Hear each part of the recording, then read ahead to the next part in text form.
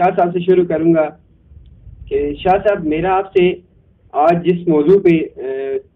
میں نے آپ سے بات کرنی تھی، جو آپ سے پبلک بھی جاننا چاہتی ہے، عوام جو ہے آپ سے یہ سوال کرنا چاہتی ہے، خصوصاً طالب علم یہ سوال کرنا چاہتے ہیں، آپ موجودہ دور کے اندر آپ جو موجودہ آزاد کشمیر کی حکومت ہے اس کا حصہ ہیں، آپ کی اس ٹائم حکومت چل رہی ہے، تو آپ کی حکومت نے گزشتہ عرصے میں طلبہ یونین کی بحالی کے لیے ایک نوٹیفکیشن جاری ہوا تھا کہ طلبہ یونین آزاد کشمیر کے اندر بحال کر دی گئی ہے، لیکن وہ محض نوٹیفکیشن ہی کی حد تک رہا، اس کو ہم نے کسی بھی جگہ پہ نہ یونیورسٹیز کے اندر نہ کالجز کے اندر ہم نے اس کو کسی طرح سے بھی امپلیمنٹ ہوتا نہیں دیکھا، کیونکہ تمام تنظیموں نے کوشش بھی کی تھی اس کے بعد کہ پرائم منسٹر صاحب کے نام کی اظہار تشکر کی ریلیاں نکالی، اپنی سطح پہ کوششیں کی تمام تنظیموں نے کہ اس کی ہم فردر نیکسٹ اسٹیپ کی طرف جا سکیں، لیکن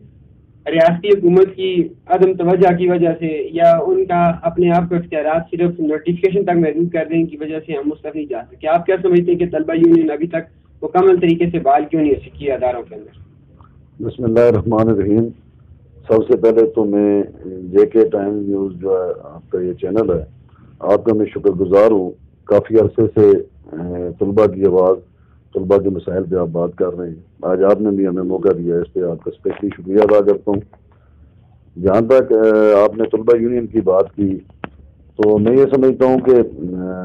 اپوزیشن دور سے لے کر جب مسلم لیگ نون کا قیام آزاد کشمیر میں عمل میں آیا تو فاروق حیدر صاحب اور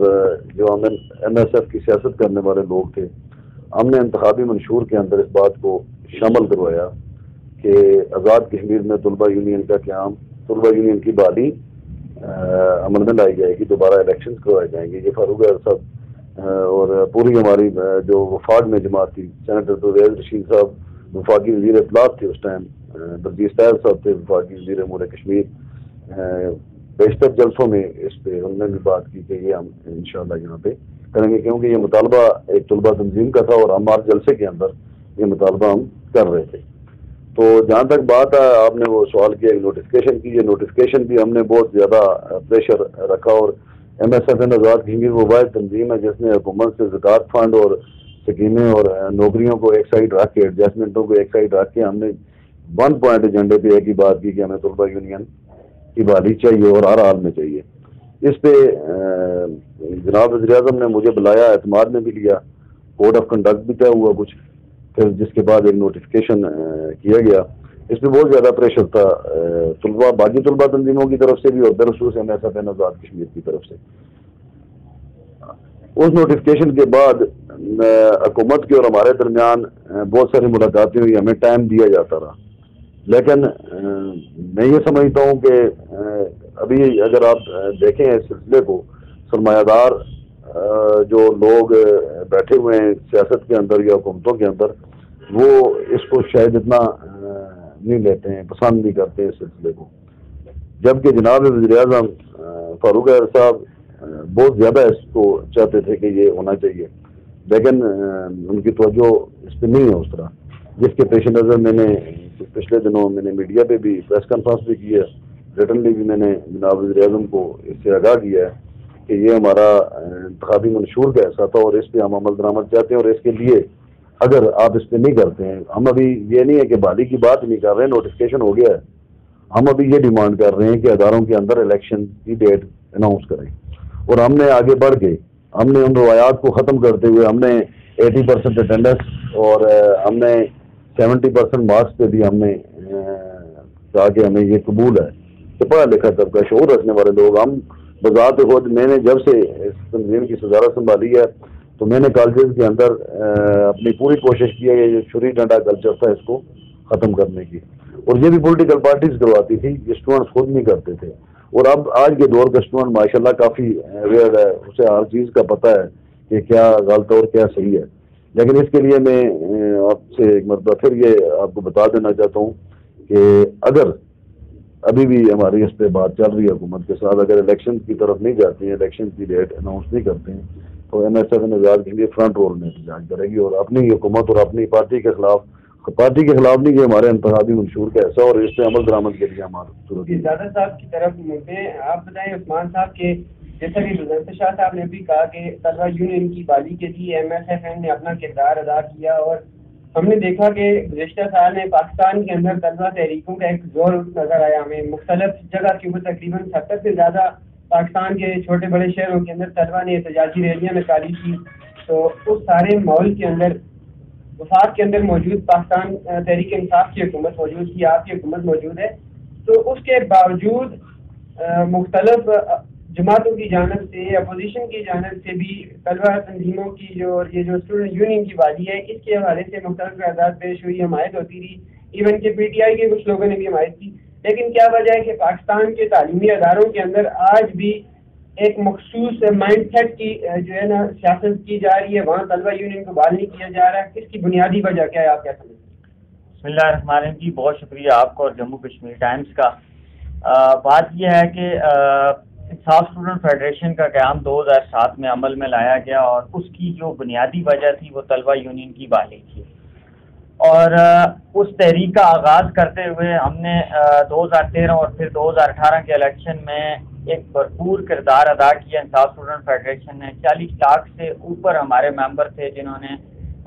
پاکستان تحریک انصاف کو ووٹ دیا, اور اس میں سب سے بڑا رول جو تھا وہ ہمارے قائد عمران خان صاحب کا تھا کہ انہوں نے جو موقف اختیار کیا تھا کہ ہم نوجوانوں کو آگے لے کے آئیں گے, اس موقف کے اوپر وہ ڈٹے رہے. اور ایک بڑی تعداد 50 سے اوپر اس وقت ہمارے جو الیکٹڈ ممبرس ہیں وہ صوبائی اور نیشنل اسمبلیوں کے اندر موجود ہیں, منسٹریز کے اندر موجود ہیں. اور یہ ایک بہت بڑا کریڈٹ تھا پاکستان تحریک انصاف کو کہ جس نے واضح طور پہ نوجوانوں کو جو ان کی بنیادی حق تھا کہ نوجوانوں کو انہوں نے صرف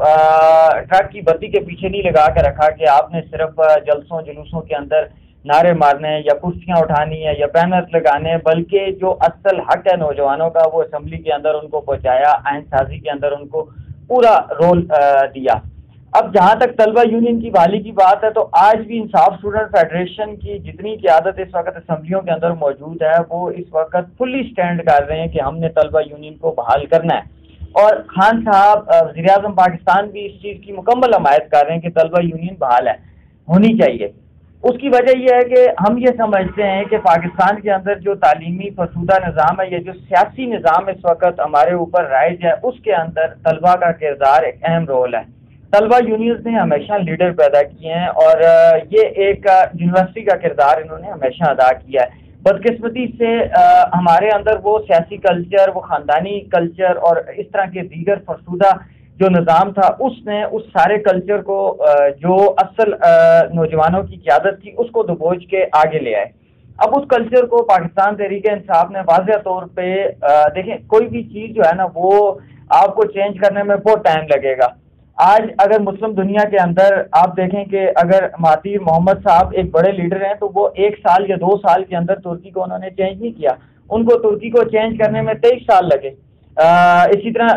ملائیشیا کو, اسی طرح طیب اردگان صاحب نے ترکی کو چینج کرنے میں 22 سے 23 سال لگائے اور ترکی ایک قوم بن کے سامنے آئی. تو ابھی جو خان صاحب, چونکہ ہماری گورنمنٹ کو ابھی 2 سال بھی پورے نہیں ہوئے, 1.5 سال ہوا ہے, اور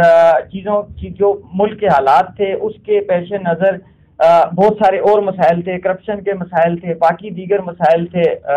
جو بے روزگاری کے مسائل تھے, اداروں کے اندر جو حالات اس وقت خراب تھے, اداروں کو ٹھیک کرنے کی طرف گورنمنٹ نے پہلا فوکس رکھا. تو جہاں تک طلبہ یونین کی بحالی کی بات ہے تو انشاءاللہ جو ہمارے اس وقت ISF کی ایک واحد جو تنظیم ہے جس کی